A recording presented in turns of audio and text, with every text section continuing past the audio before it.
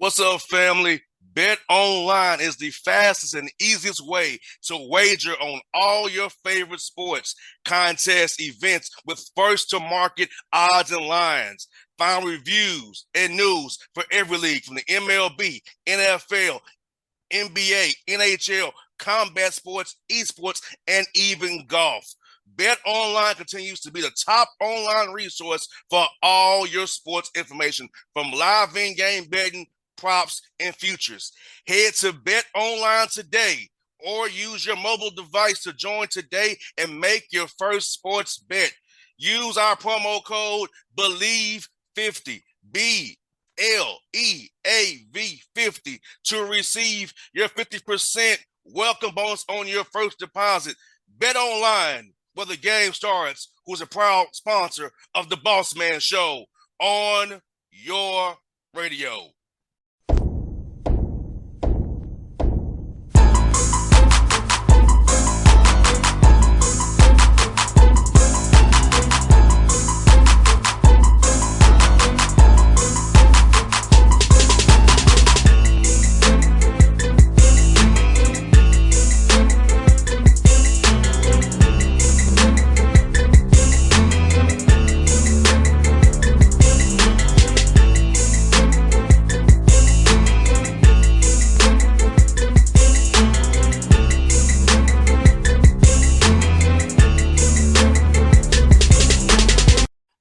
All right, folks, back on the Boss Man Show. New head coach, UC Riverside Highlanders. Volleyball is about to get started. They got some games coming up here real soon in August. Nicky Cannon, what's up, Nicky? How you doing out there in the Inland Empire? Good. I'm good. How are you doing? I'm good. It's actually a cool day in Atlanta. It's only 80 degrees right now in August. Can you believe that? That's nice. You better enjoy it while you can. Yes, but it's humid as all get out, as you know here. Yeah. I like this dry heat, this Inland Empire dry heat. I'm cool with that. No doubt.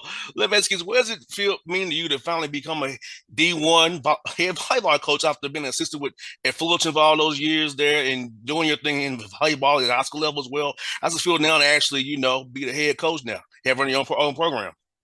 Yeah, I mean, honestly, very grateful. I have about 50-minute commute, and I honestly was driving on my way in today. And it was kind of like an overwhelming sense of just gratitude for, like Wes, the AD here, who, took a chance on me, being a first time head coach and really just like believing in my purpose and my vision and, just my support system, my mentors, Ashley Preston, my former head coach at Cal State Fullerton, who hired me over there. And, her taking a chance on me, hopping into the Division I level and then mentoring me through the process. Just grateful for everyone that has kind of like helped me along this way. Now, let me ask you this, what about Riverside really stuck out to you and your family to say, hey, this is the right move for me? Because I know when you have a job already, when you're looking for a job you want to take and lead and make that jump, it has to really resonate and match what you want. So what about this job when the process kind of told you, hey, this is the right spot for me? Um, you know, at the beginning of the process, it was that like, I don't know, the commute and I just built something here at Cal State Fullerton, because we were at the bottom when I got there. And honestly, it was like in the interview process, as I was really coming up with like all of my details about how I would run a program, what my culture would be and how I would do things, and getting to know the other coaches here in the athletic department, getting to know Wes. That really made me just fall in love with UC Riverside, with the academics here, everything. And so I don't know, definitely in the process, I was like, yeah, there's no other way. I need to get this job. I'm gonna get it. No doubt. And for you, my father is a coach. He was a coach. He'll be 82 years old on the Okay, 27th Pops. of August. So my pop's the coach, I chose to talk about it rather than coaching. I won't have all the gray hair he got. But, Right? but You see yeah. this? But at what point in your career playing and as you develop as a person to say, I want to get into coaching and help young people? Man, it was a journey. I was a political science major, went into politics, worked in DC. I feel like I had a lot of jobs before coaching. And I mean, ultimately, my twin sister, She was coaching Division 1 and all that for a while before I even got into coaching. We started a volleyball club together in Texas, and it was just so fun and impactful.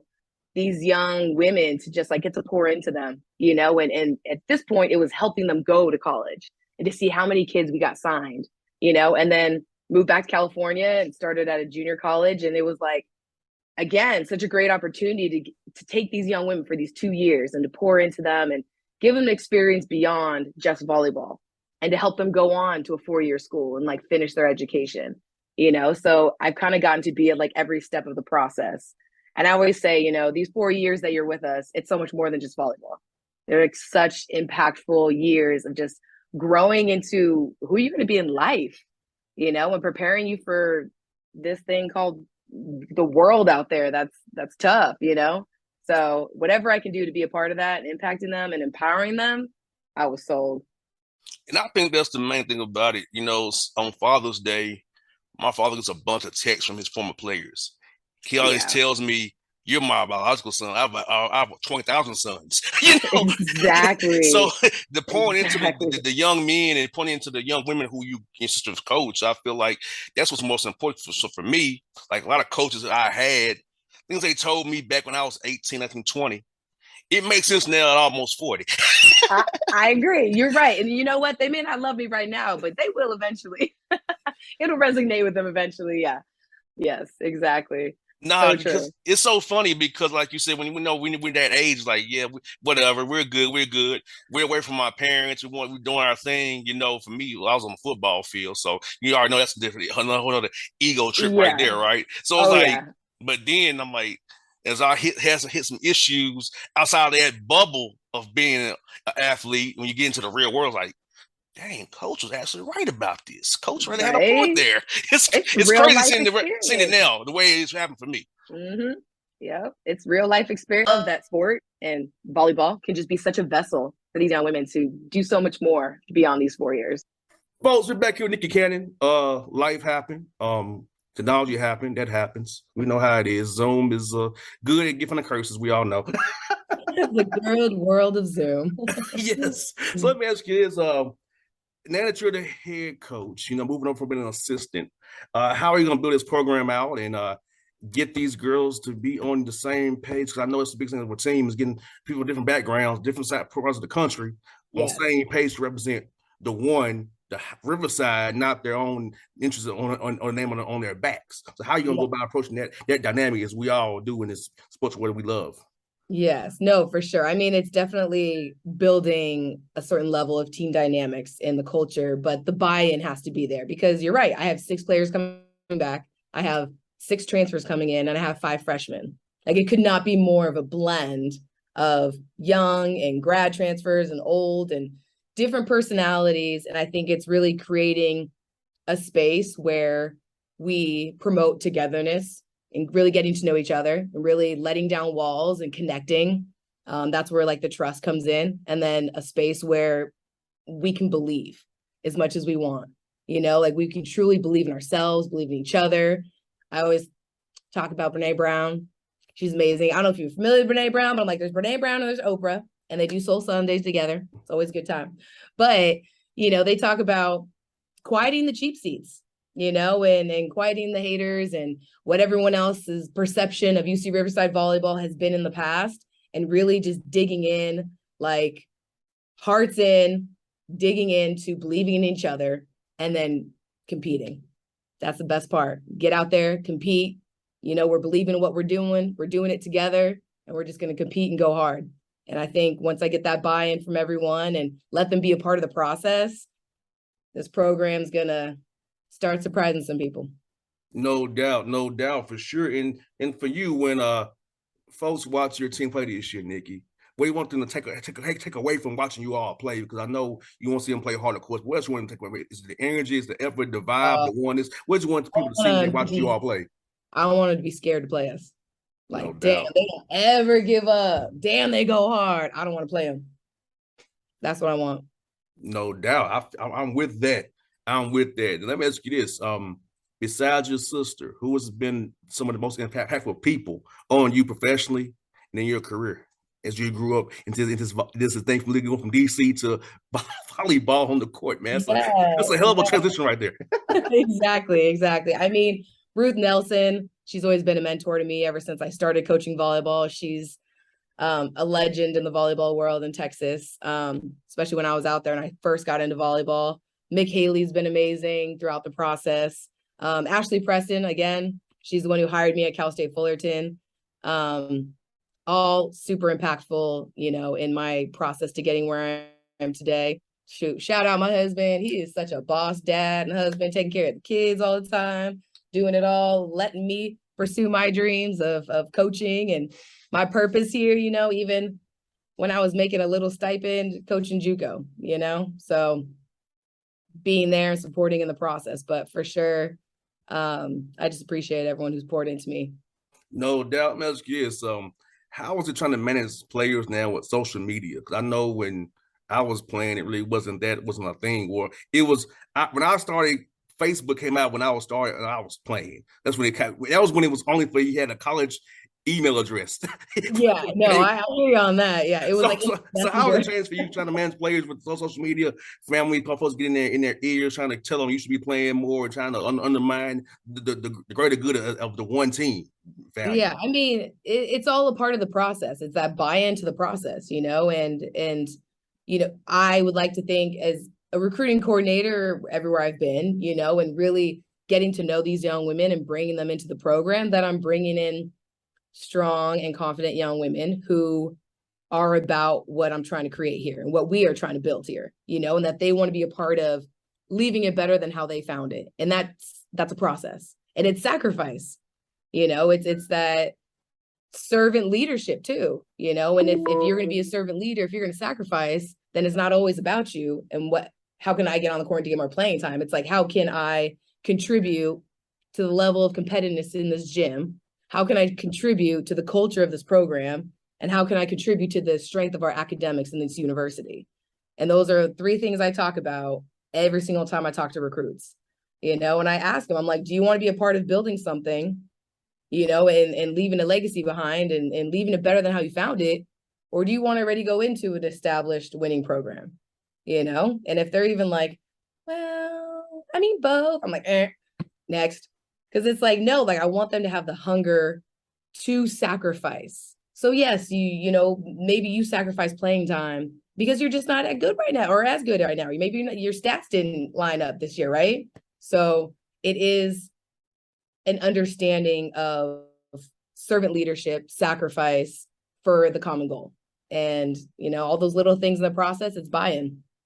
Last one for you. I want to ask you about my friend who you know very well, my man, Dietrich Taylor, a close friend of mine. Tell me some stories about my man, Dietrich, what he's meant to you when he was over there at Fullerton. He's so great. I remember he was one of the first people I told that I was applying for this position. And I was just so like, I don't know. And he was like, take it. You need to apply for it. You will get this job. You belong there. You belong in the head coaching seat. Like, he was so great in the process. I mean, there was even just random times I'd call him on a Sunday and I'm like, sorry to bother you. I some advice about some interview question things. And he was just so great. I mean, he was pouring into me, just empowering me to take the position and to really just go for it. I appreciate him for that. But he's great. Always a good time. I always go into the basketball office and kiki with them and try to, hey y'all, what do y'all do for this? What do you do for that? They're really good with the gray area. No doubt. He's definitely good with that. I know he's put into me because some of our off mic conversations and off text conversations are one of a kind that he and I have. So we share a lot of things, similarity things. I'm around basketball every day, so is he. So it's definitely a good thing that me and him and I are definitely close friends. And he definitely will report to anybody who will come to him. He's a great dude for real. Yes, he is such a great dude. Even like, I'm so excited because even here, Mike Magpio is amazing. I'm always popping in over there, talking with the assistants and him, and they've all just been so great in this transition for me. So no doubt. Well, Nicky, it's up fun to get you on the show and do this again real soon. Hopefully, you'll play some schools out here close to where I'm at because I only come out there for when it's Lakers and Clippers, and usually it's the same trip, unfortunately, because that's how the I hear NBA you on works. that one. Yeah, I hear you on See, the that. NBA is stingy. I missed the two LA trips. The answer was one. It ain't combined. Oh, It's usually a back to back. Lakers and Clippers back to back. So I can't even enjoy LA for 2 days. So sucks NBA. Thanks a lot. hey, you ain't telling me anything I don't already know. Yes. I love it. Hey, Nicky, thank you for your time and be safe and have a great season, okay? Of course. Thank you. All Appreciate it. right. Bye now. Bye.